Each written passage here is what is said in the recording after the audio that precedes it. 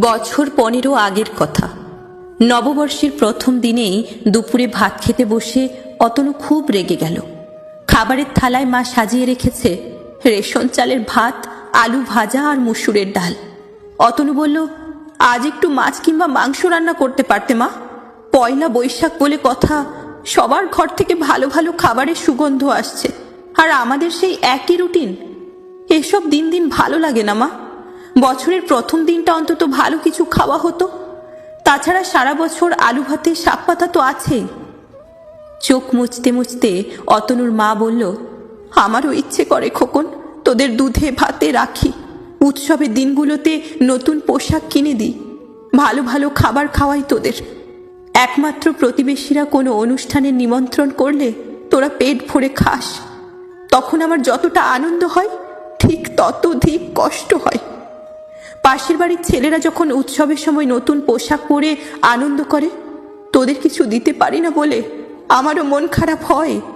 পুরনো পোশাকেই তোদের সাজিয়ে দিই। আর আমার বিয়ের পর হাতে গোনা কয়েকটি শাড়ি, সেগুলো দিয়েই চালিয়ে নিই। আমি আর কার কাছে অভিযোগ করব? মধ্য বয়সে বিধবা হলাম, এখন সম্বল বলতে তো এক চালার এই ঘরটা আর তোরা দুজন। তবে বুঝতে পারি জানিস, তোর ডাক্তারি পড়ার ইচ্ছে, ছোট মেয়েটা গান শিখতে চায়, কিন্তু অভাব তো পেটের জ্বালা বোঝে না, শিশুর ইচ্ছে বোঝে না, স্বপ্ন বোঝে না।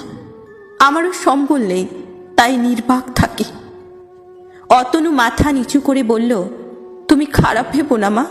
15টা বসন্তে একটা কেক কেটে বন্ধুদের নিমন্ত্রণ করতে পারিনি বলে আমার কখনো অভিমান হয়নি। বোন মাঝে মাঝে আবদার করলে রান্নাবাটি খেলার জিনিস কিনে দিতে পারিনি, তখনই কষ্ট হয়েছে আমার। একই শাড়িতে তোমাকে প্রতিদিন দেখে আমার মনে হয়েছে ঘরের লক্ষ্মী প্রতিমাকে আমি যত্ন করতে পারছি না। তখন মনে হয়, কি জানি কোন পাপে গরিব ঘরে জন্ম নিয়েছি। জন্মদিনে ঘরের আতপ চালের সঙ্গে চিনি ফুটিয়ে মিষ্টি ভাত রান্না করে তুমি পায়েস বলে আদর করে খাওয়াও, আমি অমৃত মনে করে খেয়ে নিই। কিন্তু আজ মনের কথাগুলো তীব্র কষ্টে বলে ফেলেছি মা। অতনুর মা বলল, কাঁদিস না খোকন, তুইও পারবি একদিন। মধ্যবিত্ত বলে থেমে থাকিস না, জীবনে লড়াই করতে শেখ।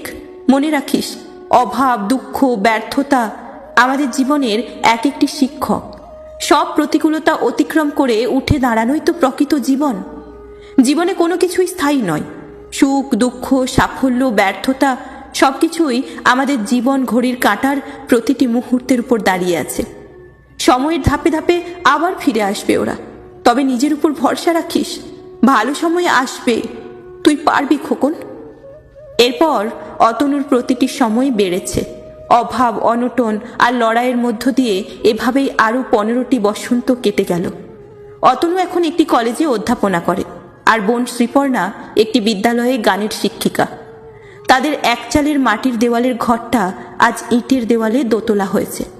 তাদের দুঃখের জীবনে ক্রমশ মরচে পড়েছে।